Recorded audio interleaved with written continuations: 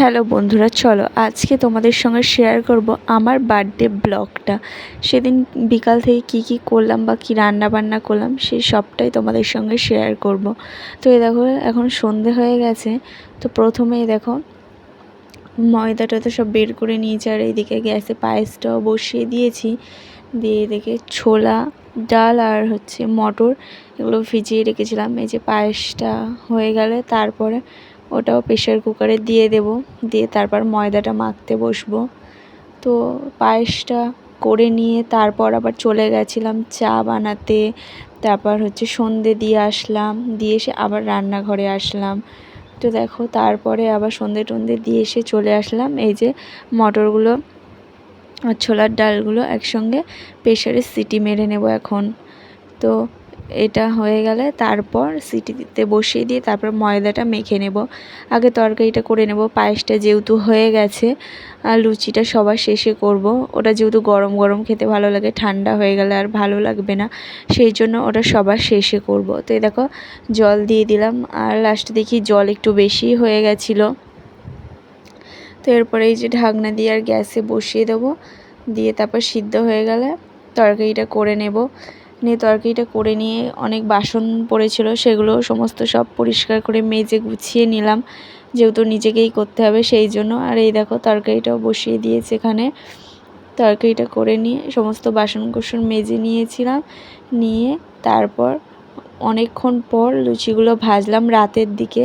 তো তোমাদের দাদা ভাই তারপর চলে গেছিলো কেক আনতে, বললো একটা কেক নিয়ে আসি। তো সেই জন্য কেক নিয়ে আসতে চলে গেছিলো। আমি তো জানি যে করবো না বা কেকটা কিছু আনবো না, জাস্ট একটু খাওয়া দাওয়া করবো বাড়িতে, সেই রকমভাবেই ছিলাম। তো তোমাদের দাদাভাই বললো না না একটা ছোট্ট দেখে কেক নিয়ে আসি। তো ঠিক আছে, সেই জন্য গেছিলো, আর কাউকে তো বলিনি, আমরাই শুধু। তো এই দেখো তারপর তোমাদের সঙ্গে কথা বলতে এইদিকে তরকারিটাও কষাচ্ছি। তো এরপর কি করছি না করছি সেটাও তোমাদের সঙ্গে সব শেয়ার করব। আর ভিডিওটা যদি ভালো লাগে তাহলে অবশ্যই সাপোর্ট করে পাশে থেকো।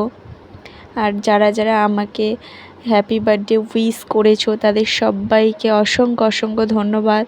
অনেকেই করেছো, আমি দেখেছি অনেকজন। তো দেখো ছোলার ডালটা দিয়ে ভালো করে একটু কষিয়ে নেব। রান্না করতে করতেও কত রকম কাজ করছি, একভাবে বসে রান্না করলে আর হবে না।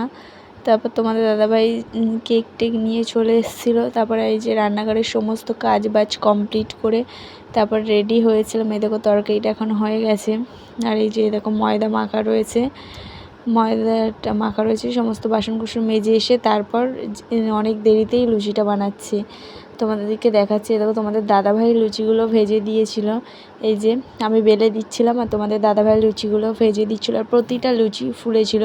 আর এরকম গরম গরম ফুলকো ফুলকো লুচি হলে তরকারিও লাগে না এর সঙ্গে।